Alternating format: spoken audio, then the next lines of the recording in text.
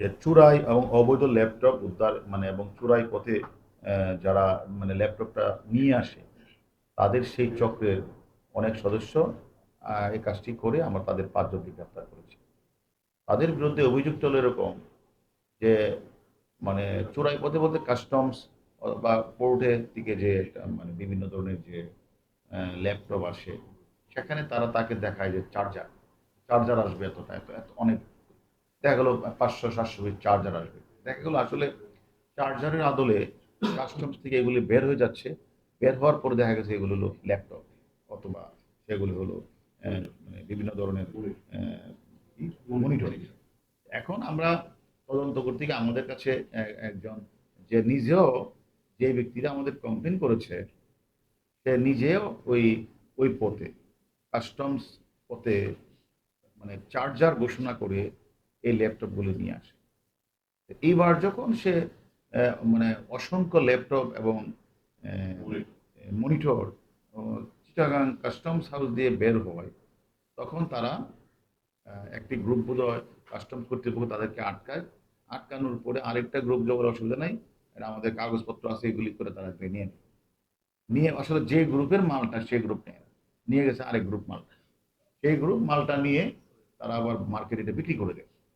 বিক্রি করে দেয় তখন তারা আমাদের কাছে অভিযোগ করেছে সে মালটা ছিল আমার, সে মালটা তো সে নিয়ে গেছে। সেই প্রেক্ষিতে আমাদের মতিঝিল ডিভিশনের ডিসির নেতৃত্বে এডিসি এডিসি সাহিব এরা মিলে কাজটা করে এই চক্রেরই 5 জনকে গ্রেপ্তার করেছে এবং গ্রেপ্তার করে তাদের কাছ থেকে আমরা মানে 52টি ল্যাপটপ 48টি মনিটর ল্যাপটপ এগুলো আমরা উদ্ধার করি এবং নগদ 35 লক্ষ টাকা আমরা উদ্ধার করি। এবং আমরা আমাদের অভিযান কিন্তু চলছে, আরও অভিযান চলছে, আরও ল্যাপটপ টাকা উদ্ধার হবে। বাট আমরা এই মুহূর্তে আমরা একটি মামলাও রুজু হয়েছে।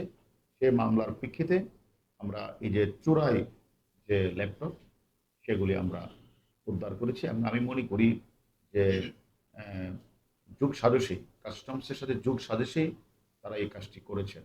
অথবা এই ল্যাপটপগুলি যে আসলো ঘোষণা করলো চার্জার, তাহলে তারা কি এটা চেক করবে না যে চার্জার না ল্যাপটপ? সেটা নিয়ে আসলেন, আনার পরে সেখানে তারা একজনের অর্ডারকৃত মালটা আরেকজনে বের করে নিয়ে গেলেন, সেই লোকটা নিয়ে আবার মালগুলি বিক্রি করে ফেললেন। তখন আসল যে চুরাই হতে মালটা আনে সে এসে আমাদের কাছে কমপ্লেন করেছে। আসলে আমরা তদন্ত আমাদের অব্যাহত আছে এবং আমরা মনে করি আরো অনেক ল্যাপটপ আছে। মাত্র আমাদের সব 52টা 48 100টা ল্যাপটপের মতো আমরা আমাদের কাছে আছে এবং 35 লক্ষ টাকা আমরা উদ্ধার করেছি। এবং আমরা মনে করি আরো যে ল্যাপটপ যেগুলি চোরাই পথে এসেছিল সেগুলি যে আরেক চোরাই পার্টি বিক্রি করে দিলে তাকেও আমরা গ্রেপ্তার করেছি এবং সে কোথায় কোথায় বিক্রি করেছেন সেই জায়গাগুলির নাম আমরা পেয়েছি, সেখানে আমরা অনুসন্ধান করে সেই ল্যাপটপগুলি আমরা বের করব। উৎসে উৎসে তদন্তে কি এটাও কি জিজ্ঞেস করবেন যে কোন কাস্টমস অফিসার তোমাকে এগুলো রিলিজ দিতে সহযোগিতা করছে? এখন এটা তো আসলে আমরা অলরেডি আমাদের তদন্ত চলছে এবং তাদেরকে আমরা রিমান্ডে এনেছি। তারা আমাদের কাছে যেটা স্বীকার করেছেন যে হ্যাঁ, আসলে মালটা ছিল চোরাই মালটা ছিল আরেকজনের। সে আসলে ওখান থেকে রিসিভ করার কথা ছিল, তো সে রিসিভ না করে আমরা রিসিভ করে ফেলেছি। আমরা রিসিভ করে আমরা এটা বিক্রি করে দিয়েছি, তাদের ভুল হয়েছে। এখন জিনিসটা তো অবৈধ, মানে যে আমাদের কাছে কমপ্লেন করেছে সেটাও যেমন অবৈধ এবং যে নিয়েছেন সেটাও অবৈধভাবে নিয়েছেন। এখন মূল কথা হলো আমাদের বিবেচ্য বিষয় হচ্ছে আমরা তদন্তের মূল বিষয়টা হচ্ছে যে যারা ওই কাস্টমস অথরিটি বা মানে চিটাগাং পোর্ট যে মালটা যে খালাস করলেন তারাদেরকে বলা হলো সেখানে চার্জার ঘোষণা করলেন। সেটা তো চার্জার তো এত বড় হওয়ার কথা না, সেটা তারা চেক করা দরকার ছিল। এবং যে যে যারা মালটা গ্রহণ করলেন তারা আসলে অথরিটি কিনা মালটা গ্রহণ করার সেটা তো চেক করা দরকার ছিল। সবকিছু মিলে আমাদের তদন্ত এখনো শেষ হয় নাই। আমরা এই যে বিপুল পরিমাণ ল্যাপটপ তারা কোন কোন মার্কেটে বিক্রি করেছেন এবং কোন কোন মার্কেট এই চূড়ায় ল্যাপটপ মোবাইল ফোন এগুলি কিনেন, এই অসংখ্য নাম আমরা পেয়েছি।